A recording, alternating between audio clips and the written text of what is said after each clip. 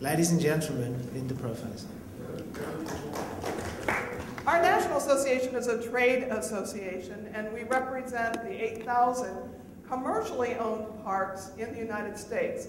We also have a few members in Canada as well. Now, by commercially owned, that means that it's privately owned. Some people might use the term private. Usually husband and wife or corporations own our parks, as opposed to the public sector parks, which would be our national parks, national forests, state parks, etc.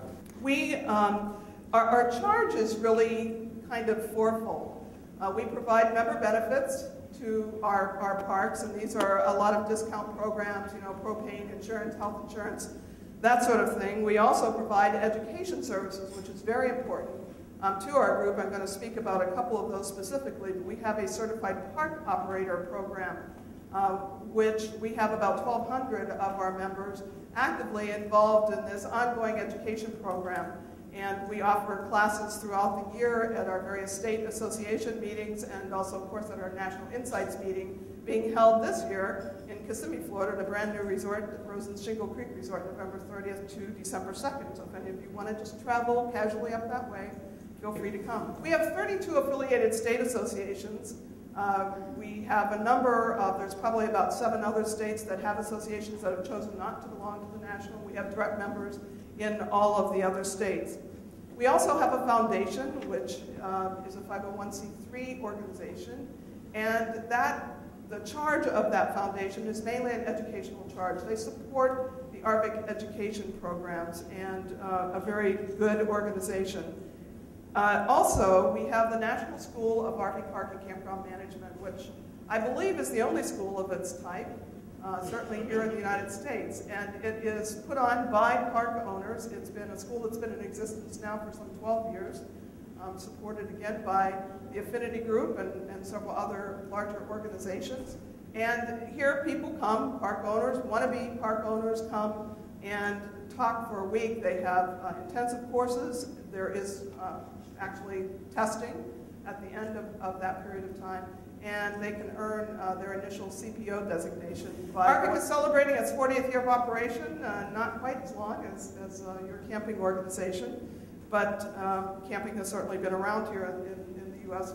for quite some time as well. I'm going to tell you a little bit now about our members as well. We just completed our 2006 National Economic Survey of our membership, and these are just some of the significant results, and I just really got these, so you are the first to kind of hear about them. The average size of an ARVC member park, about 133 sites, and you'll remember the difference, I'm sure.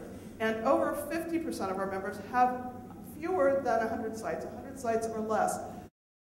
That's conducted on an annual basis, and it tells us that our occupancy is averaging about 53%. So obviously, certain times of the year we're at 100% occupancy, but overall, over the course of the year, 53% occupancy. So we have a ways to grow there.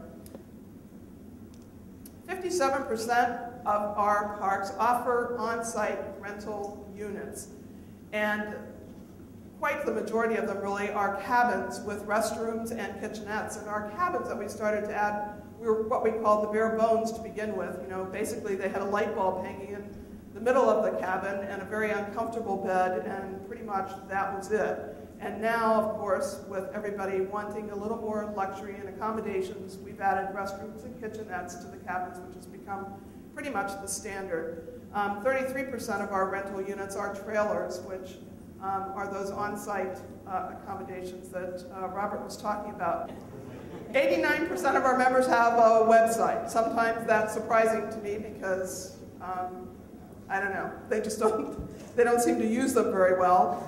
And that's been proven out as well. I think that most parks view their websites as kind of static resources, meaning that they don't change them very much. Here's a great tool that could be changed on a daily basis, which is probably way too much, way over the top for most parks.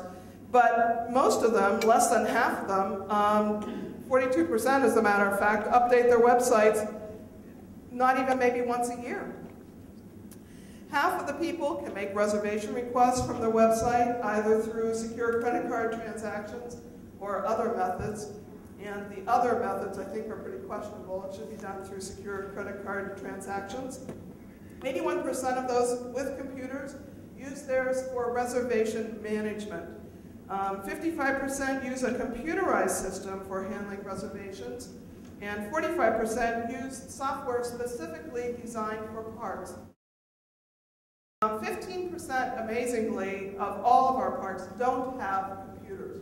How they operate today, I'm not really sure. And how many are there? How many campers are there out there? And as Robert said, you know, the Woolly Hat Brigade was kind of how your folks were known. Well, in the early days of our industry, they were known as tin can tourists, so I'm not sure that ours was not a worse designation.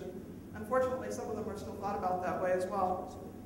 The incidence of camping in the United States, our general U.S. population, it represents 10% of the population.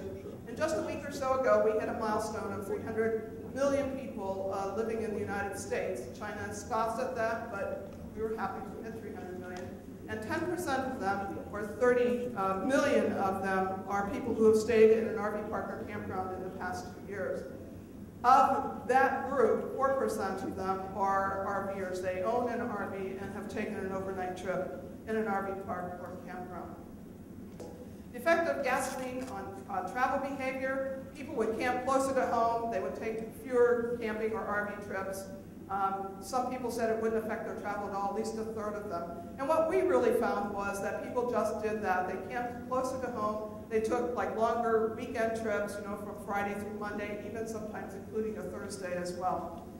What they haven't done too much is to leave their RV in one place all the time, although there was a lot more requests for the seasonal sites, so they could leave their RV or go camping for a month or 3 months out of the year. Okay. The amenities that they looked for in camping in an RV park or resort. Larger sites, of course, was desired by over half of the people. People like to have their own space. High rating of the campground or RV park, desired more by RV owners than active campers. And why would that be? Because the RV owners are looking for more amenities. They want the 50 amp hookups. They want a lot of other amenities in the park. And then quicker check-ins, really important, and that's where computerization comes in and can really help parks provide quicker check-ins. Some of our parks are actually taking the little handheld computers and going out to the RVs as they perhaps wait in lines on some busy weekends and, you know, actually take all their reservation information right there. Attractively landscaped common areas, again, important. And more attractive outdoor cooking areas. Here's where the cooking, you know, starts to come in. People really like to cook. That's one of the things that they like about when they go camping, that they would like to be able to do that. And certainly, if you've been in the RVs, they don't use their stoves or ovens at all. Most RVers hit the road purely for entertainment and enjoyment. A high percentage of them, 3/4, for a weekend getaway. Certainly a family vacation. What came through loud and clear in our American Camper Survey was that this is very much a family type activity, and that was supported through practically all the questions that we asked. Vacations to specific destinations, they're looking for, you know, maybe an area that is a highly traveled tourist area. Certainly entertainment important. And then also, and this goes in with what GoRVing is doing, a vacation to participate in a particular activity. Fishing, snow skiing, rock climbing. I mean, our parks are accommodators for people, to enable people to do the activities that they really want to do. What influences decisions on where to camp? For the RV owners, their most common reasons were having fun with friends. They want to go, perhaps as a group, and enjoy their friends. Certainly exploring nature, which goes into a lot of development ideas for our parks, if they have areas that they can have nature hikes and what they need to do to make that more important to the people who camp there. Cooking over a campfire. I mean, people don't do this at home. You can't start fires at home necessarily, so they like to do it over a campfire. And one of the things we also found out is that a lot of our folks don't know how to keep a campfire, how to start a campfire, and how to keep it going.